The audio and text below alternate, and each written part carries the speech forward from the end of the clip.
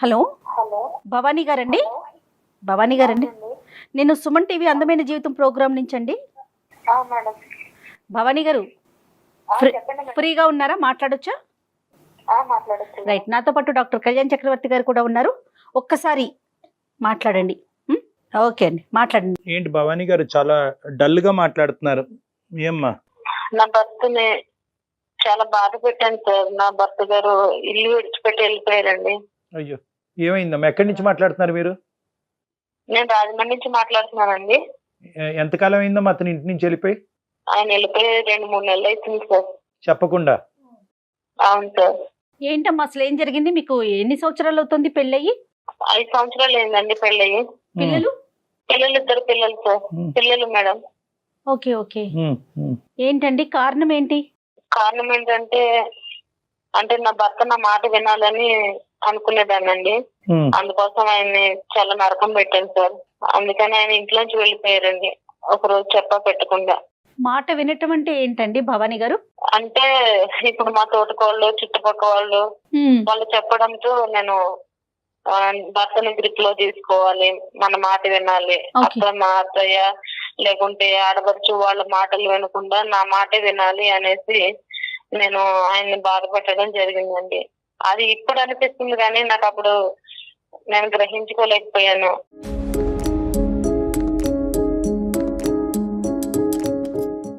నా పిల్లల్ని చాలా బాగా ఎంతో ఏడుస్తున్నారండి. నేను కూడా ఎంతో ఏడుస్తున్నాను, ఎందుకంటే ఇల్లు విడిచిపెట్టి వెళ్ళిపోయారు కదా.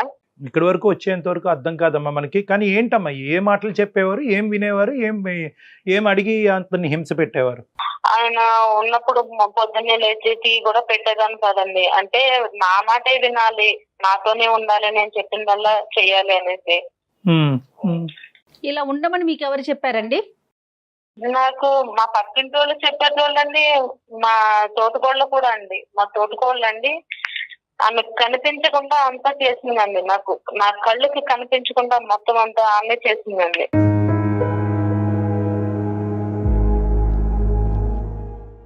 ఆ మాట వినే నా కాపురాన్ని ఇంతవరకు తెచ్చుకున్నానండి. కదమ్మా, ఇప్పుడు నీ ఇంట్లో ఏంటి లెక్క అన్నది నీకు బాగా అర్థం అవుతుంది కదా. 5 సంవత్సరాలు 2 పిల్ల కన్నా నువ్వు అసలు నీ భర్త ఏంటి, అతని ఇష్టాలు అయిష్టాలు ఏంటి, ఎక్కడ ఎండగట్టచ్చు, ఎక్కడ అడగచ్చు, ఎక్కడ అడగకూడదు అనే ఎస్టిమేషన్ నీకుండాలి కదమ్మా. అతన్ని వేరే వాళ్ళు చెప్పేది ఏంటి? ఎంత బ్రెయిన్ వాష్ చేసినా కూడా నీ కాపురం గురించి వేరే వాళ్ళు బ్రెయిన్ వాష్ చేయటం ఏంటి? నీ మగుడు చేజారిపోతాడు, వాళ్ళ సంగతి నీకు తెలియదు, నీకంటే ముందు నేను వచ్చాను, నిన్ను కాళ్ళ కింద తొక్కు పెట్టేస్తారని నా తోటకళ్ళు నాతో చెప్పేదండి.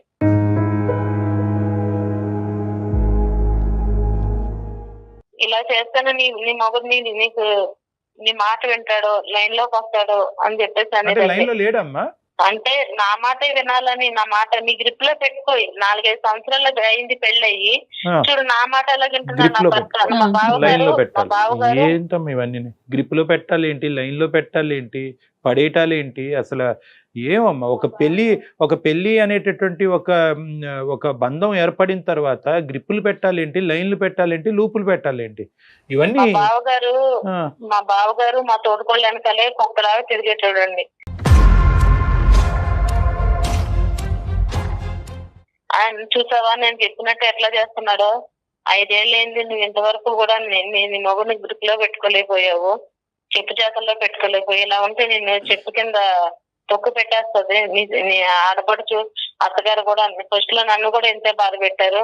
నేను ఇప్పుడు చూడు ఎట్లా ఉన్నాను, ఎంత హ్యాపీగా ఉన్నాను అంటే మా మాటలు తినేసి నేను ఇంతవరకు చేసుకున్నానండి. కాదండి, మీ భర్త వల్ల మీరు ఎక్కడైనా ఇబ్బంది పడ్డారా వాళ్ళ మాటలు వినక ముందు? నా భర్త వల్ల ఇబ్బంది ఏం పడలేదండి. చాలా హ్యాపీగా ఉండేవాళ్ళం, చాలా సరదాగా ఉండేవాళ్ళం, నవ్వించేవాళ్ళు, బయటికి వెళ్ళేవాళ్ళం, చాలా పచ్చగా ఉండేవాళ్ళం అండి. బాధపడతావేమో అనే భయంతో ముందుగానే గ్రౌండ్ ప్రిపేర్ చేసుకున్నారు మీరు. అది మీ దరిద్రం అవునండి. కదమ్మా, ఇప్పుడు వీళ్ళందరూ ఇలాగ నీకు ఈ విధంగా చెప్పడం వెనకాతలు ఏమన్నా దురుద్దేశం ఉందా, లేదంటే వాళ్ళు మంచి కోరే చెప్పారా నీకు?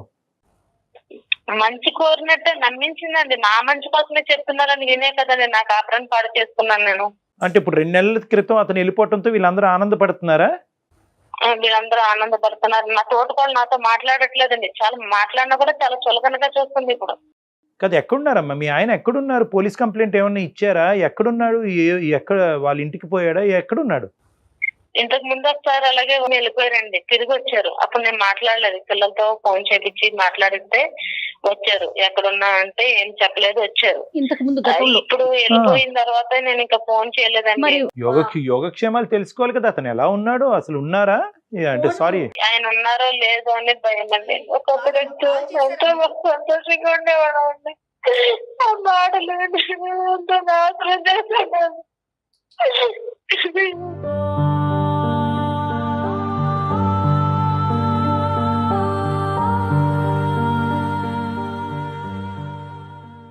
అది బతుకుంటారా, అది బతుకున్నారా, చనిపోయినా కూడా చదివికుంటారు. ఏం చేయాలో సాధట్లేదు అండి.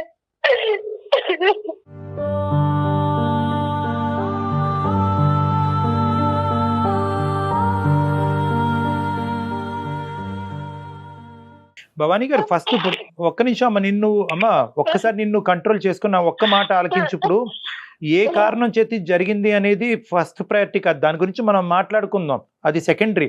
ఫస్ట్ ప్రైమరీగా ఏంటంటే అతని యోగక్షేమాల గురించి తెలుసుకోవాలి. అతను ఎక్కడున్నాడు, పోలీస్ కంప్లైంట్ పెట్టాలా, వాళ్ళకి చెప్పాలా, నువ్వు ఎటువంటి సపోర్ట్ తీసుకోవాలి, ఎవరికి ఫోన్ చేయాలి.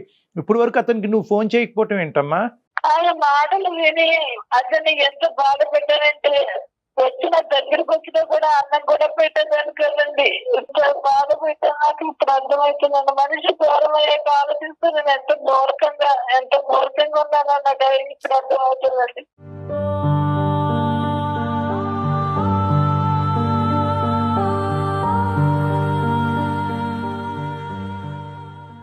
ఈ పిల్లలు పెట్టుకుని ఎట్లా బతకాలో నాకు అర్థం చేయట్లేదండి డాక్టర్ గారు.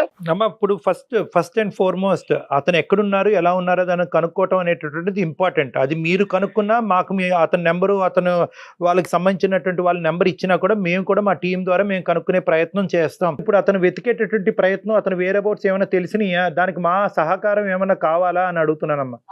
అవునండి డాక్టర్ గారు, ఆయన ఎక్కడున్నారో తెలియలేదండి. ఫోన్ నెంబర్ ఏమవుతుందండి, కాల్ చేస్తే ఏమొస్తుంది ఆన్సరు? కాల్ చేస్తే నాట్ రెస్పాన్సిబుల్ అవుతుందండి. ఓకే, మరి పోలీస్ కంప్లైంట్ ఇవ్వాలి కదమ్మా. అతను క్షేమంగా ఉన్నారా అమ్మా? ఇచ్చామండి, ఇచ్చానండి. అయినా సరే ఏమేమి నాకు ఆచూకీ తెలియలేదు. వాళ్ళ పేరెంట్స్ కి తెలిసిందా, వాళ్ళ కుటుంబ సభ్యులకు తెలిసిందా ఈ విషయం? తెలిసిందండి. అందరూ నన్నే తిట్టుకొస్తున్నారండి. ఎందుకంటే అతను అంటే ఇంకా ఏమి న్యూస్ లేదమ్మా ఎటువైపు నుంచి కూడా? లేదండి, ఏం ఆచూకీ లేదనండి. ఆచూకీ లేదనే కదండి నేను మెయిల్ చేసింది మీకు. మేము మా సోర్సెస్ ద్వారా కూడా మేము కనుక్కునే ప్రయత్నం ట్రై చేస్తామండి మా టీం ద్వారా. కానీ ఇక్కడ ఏంటంటేనమ్మా, ఈ రోజు అతను క్షేమంగానే ఉంటాడు అనే నమ్మకంతోనే మనం మాట్లాడుకుందాం అమ్మా. ఓకే, ఎందుకంటే బహుశా అతను ఎన్ని విధాలుగా శతవిధాలుగా నీకు ఏ విధంగా చెప్పాలి అని అనుకున్నా కూడా ఆ మెసేజ్ నీకు రీచ్ అవ్వకపోవటం వల్ల, ఇంట్లో భర్త మాట్లాడేటటువంటి మాట కాకుండా వేరే వాళ్ళు చెప్పే మాటలు నమ్ముతుంది నా భార్య అనేది మీకు అర్థం చేసేటటువంటి విధంగా చెప్పుకోలేక అతను పదే పదే చేశాడు. అసలు ఫస్ట్ టైం అతను ఇంట్లోంచి బయటకు వెళ్ళినప్పుడు, వారం రోజుల పాటు వెళ్ళినప్పుడే మీరు అతని మనసులో ఉన్న భావాన్ని అర్థం చేసుకుని, నేను చెప్పుడు మాటలు విని ఇంట్లో మనిషిని అగౌరవపరుస్తున్నాను, అతను హింస పెడుతున్నాను అన్నది మీరు రియలైజ్ అయ్యి ఉంటే కనుక ఈ రోజు ఇంత అనర్థం జరిగి ఉండేది కాదు. ఇప్పుడు గ్రహించుకున్నానండి, ఎందుకంటే నేను ముందు గ్రహించుకుంటే ఇంతవరకు వచ్చేది కదండి. ఇప్పుడు అమ్మ చేతులు కాలేక ఆకులు పట్టుకోవటం కాదమ్మా. ఇక్కడ ఏంటంటే ఇక్కడ ఈ తెలివి తక్కువతనం అని అంటాను, అంతకు మించి నేను ఏమన్ను. ఈ చెప్పుడు మాటలు వింటాం, వాళ్ళు బ్రెయిన్ వాష్ చేశారు, వాళ్ళకు దురుద్దేశం ఉందండి, ఇవన్నీ ఏంటంటే ఇవన్నీ చిల్లర అంశాలమ్మా. ఇవన్నీ చాలా చీప్ అంశాలు. ఇవన్నీ ఏంటంటే ఎప్పుడైతే పెళ్లి కుదిరిందో, పెళ్లి అయ్యిందో మీ ఇద్దరి మధ్యన, అప్పుడే మీ బాండ్ ఎస్టాబ్లిష్ అయినట్టు. అతని గురించి మీరు, మీ గురించి అదర్ బ్లైండ్గా ట్రావెల్ చేయాలన్నమాట. ఇంకా అక్కడ చెప్పుడు మాటలు, గ్రిప్పులో పెట్టుకోవటాలు, ఏవేవో ఇవన్నీ మనం చాలా వింటూ ఉంటాం. ఇది కలపండి, అది కలపండి, అది నెత్తుకు రాయండి, ఇచ్చేయండి, ఇలాంటివి ఏవేవో చేస్తూ ఉంటారు. ఇవన్నీ కూడా అమాయకమైనటువంటి చర్యలు, పనికిరాని చర్యలు, బంధాన్ని ఇంకా బలహీనపరిచేటటువంటి చర్యలు ఇవన్నీ. సో ఇప్పటికైనా కూడా నువ్వు అర్థం చేసుకోవాల్సింది ఏంటంటే, ఈరోజు నీ కళ్ళ ద్వారా, నీ మనసు ద్వారా నీ బంధాన్ని నువ్వు చూడాలి, నీ భర్తను నువ్వు చూసుకోవాలి. అతను నీ కళ్ళకి ఏదైతే కనిపిస్తున్నాడో అదే నిజం. వాళ్ళ ఇంట్లో జరిగినటువంటి స్టోరీని తీసుకొచ్చి మన ఇంట్లోకి పూసేటటువంటి ప్రయత్నం చేయకూడదు. వాళ్ళు ఏదో చేశారు కాబట్టి మనం అలా చేస్తే కనుక ఇక్కడ బంధం బలపడుతుంది అనే పిచ్చి ఆలోచనలు కరెక్ట్ కాదు ఇక్కడ. సో ఇక్కడ నీ గురించే చెప్పట్లేదు, ఇది ఇలాంటి సంఘటనలు జరగకముందే అటువైపు ఇంకెవరైనా కూడా మన వాళ్ళు ఈ కార్యక్రమం చూస్తుంటే కనుక వాళ్ళందరికీ కూడా, అటువంటి ఆడవాళ్ళందరికీ కూడా, అటువంటి మగవాళ్ళందరికీ కూడా మనం చెప్పే మెసేజ్ ఏంటంటే మీ కళ్ళ ద్వారా ఈ బంధాన్ని ఎలా అయితే చూస్తున్నారో, మీ కళ్ళ ద్వారా మీ పార్ట్నర్ని, మీ మనసు ద్వారా మీ పార్ట్నర్ని ఏదైతే చూస్తున్నారో ఆ అసెస్మెంటే కరెక్ట్. ఎవరైతే బయట నుంచి వచ్చి మా జీవితంలో ఇలా జరిగింది, అప్పుడు మేము ఈ చర్య తీసుకోవటం వల్ల మేము జాగ్రత్త పడ్డాం, లేదంటే ఇన్వాల్వ్ అవటం అనేది కరెక్ట్ కాదు కదా.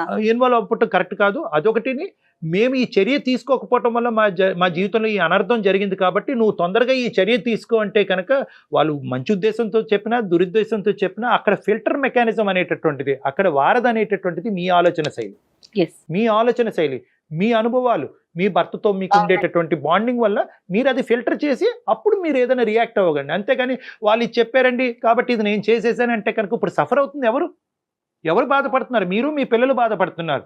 వాళ్ళకేంటి చులకనగా చూస్తుందంటే మాట్లాడడానికి కూడా అమ్మ ఆవిడ అనవసరం అమ్మా, ఆవిడ చులకం చేస్తా ఏంటంటే అమ్మా మొత్తం అంతా అనురాగాలతో నాశనం చేసింది మీ జీవితాన్ని నాశనం చేసింది ఆ మహాతల్లి. ఇప్పుడు ఆవిడ అంటానికి కూడా లేదు, విన్నటువంటి నీ బుద్ధి ఎక్కడ పోయిందమ్మా? నీ బుద్ధి పోయింది కదా. ఇప్పుడు తను మంచిగానే ఉన్నారండి, తన ఫ్యామిలీతో బాగున్నారా? ఆవిడ బాగుంటది. మరి చూడండి, ఒకప్పుడు చాలా హ్యాపీగా ఉండేటోళ్ళం, సరదాగా ఉండేవాళ్ళం, బయటకు వెళ్ళేవాళ్ళం, నవ్వించేవారు, నిజంగా చాలా హ్యాపీ ఉండేవాళ్ళం అండి. నేను ఏంటంటే ఆ మాట విని మొత్తం నేనే నీ సైకాలజీలో ఒక కీలకమైన లోపం ఉందమ్మా. ఏంటంటే నువ్వు ఆ చెడు సైడ్ ఆఫ్ జీవితాలని చూస్తున్నావు. ఇలాంటివి ఈ కార్యక్రమాలన్నీ చేయకుండా హ్యాపీగా జీవించేటటువంటి భార్యాభర్తలు నువ్వు చూడట్లే. ఈ చెడు సైడ్ థింగ్స్ చూసి అదే వాళ్ళ ఇంట్లో ఇది చెడిపోకుండా ఇది జరిగింది, ఇది చేయకపోవటంలో ఈ చెడు జరిగింది అని చెప్పి ఆ మెసేజ్ తీసుకొచ్చి ఇక్కడ ఉన్నా కానీ నువ్వు ఎంత సుఖపడుతున్నావు, ఎంత సంతోషిస్తున్నావు, నీ భర్త ఎంత మంచివాడు అనేటటువంటిది ఇది చూడట్లేదు. ఇవన్నీ ఈ మంత్రాలు, తంత్రాలు, ఈ మాయలు, ఈ మసిపూసేటటువంటి కార్యక్రమాలు లేకుండా ఎంతమంది భార్యాభర్తలు హ్యాపీగా బతుకుతున్నారని ఆ సైడ్ ఆఫ్ ద థింగ్ కూడా నువ్వు చూడట్లేదు. సో నీ సైకాలజీలో ఏంటంటే నువ్వు చూసే విధానంలో మార్పు రావాలి. ప్రేమ, ఆప్యాయత, మమకారం, ఒకరికి జీవితాన్ని త్యాగం చేసుకోవటానికి మించినటువంటి బ్రహ్మాస్త్రాలు ఎక్కడా లేవు జీవితంలో భార్యాభర్తలకి ఉంటుంది కదండి. భవానీ గారు ఇప్పటికీ కూడా మీరేంటంటే ఆవిడ ఇప్పుడు హ్యాపీగా ఉందండి, ఆవిడ పట్టించుకోవట్లేదండి, ఇప్పుడు ఆవిడ నా మొహం చూడట్లేదు అని చెప్పి ఇప్పటికీ కూడా నీ సమస్య ఈ స్థాయిలో ఉన్నా కూడా ఇంకా ఆవిడ పాయింట్ ఆఫ్ వ్యూలోనే నువ్వు ఆలోచిస్తున్నావు. మీ జీవితంలోకి మీకు రండి. సమాజం మీ కుటుంబం గురించి ఏమనుకుంటే కనుక మీకు అనవసరం. సమాజంలో ఎవరు భార్యలు, ఏ భర్తలు ఏ విధంగా వాళ్ళు కుటుంబాలని కాపాడుకుంటున్నారు, చెడగొట్టుకుంటున్నారు అన్నది మీకు అనవసరం. మీ అంశాన్ని మీ కళ్ళ ద్వారా, మీ మనసు ద్వారా మీరు అసెస్ చేసుకోండి. Individuality and independence is important. Your family is not equal to somebody's family. ఇప్పుడు ఇవన్నీ కూడా ఏంటంటే తర్వాత మీ క్షేమంగా మీ భర్త గారు మీ దగ్గరికి తిరిగి వచ్చిన తర్వాత మీరు అవలంబించవలసినటువంటి సైకలాజికల్ థియరీ అండ్ థీమ్ గురించి నేను ఇప్పుడు ముందుగానే చెప్తున్నాను. ఫస్ట్ అవర్ ప్రయారిటీ ఏంటంటే భగవంతుడి దయ వల్ల అతను క్షేమంగా మీ ఇంటికి వెనక్కి తిరిగి రావాలి. ఆ పిల్లలకి మేము అదే కోరుకుంటున్నాం అమ్మా. తప్పకుండా పిల్లలు ఉన్నారండి, వెనకాల పిల్లల్ని కూడా ఆలోచించకుండా మాటల ద్వారానే నేను ఎంతో బాధ పెట్టానండి. అసలు నా ప్రవర్తన కూడా సరే ఇప్పటికైనా మీకు కనువిప్పు కలిగింది. ఆయన విడిచిపెట్టి వెళ్ళిపోయారండి. ఒక మనిషి వెళ్ళిపోయాడంటే అసలు ఎంత బాధపడి ఉంటాడండి. Yes, that is the point. మీరు అతను వెళ్ళిపోయారు అనే బాధ కంటే అతని పిల్లల్ని, మిమ్మల్ని, కుటుంబాన్ని, ఊరిని అన్ని వదిలి అతను అంత దూరం ప్రయాణం చేశాడంటే కనుక అతను ఎంత మనస్తాపం చెంది ఉంటాడమ్మా. ఈరోజు అతను ఇంకో తప్పుడు నిర్ణయం తీసుకోకుండా ఉన్నాడు అనేటటువంటిదే మనం భగవంతుడికి ప్రార్థించాలి ఇక్కడ. సో ఇక్కడ ధైర్యంగా ఉండండి, తప్పకుండా ఆయన తిరిగి వస్తారు. మీ ప్రయత్నం మీరు చేయండి, సిన్సియర్ గా చేయండి ఆయన రావడానికి. ఇటు సుమన్ టీవీ తరపున మా ప్రయత్నం కూడా మేము చేస్తాం. అలాగే. థాంక్యూ భవానీ గారు. ఆల్ ద బెస్ట్ అమ్మా. నమస్తే అమ్మా.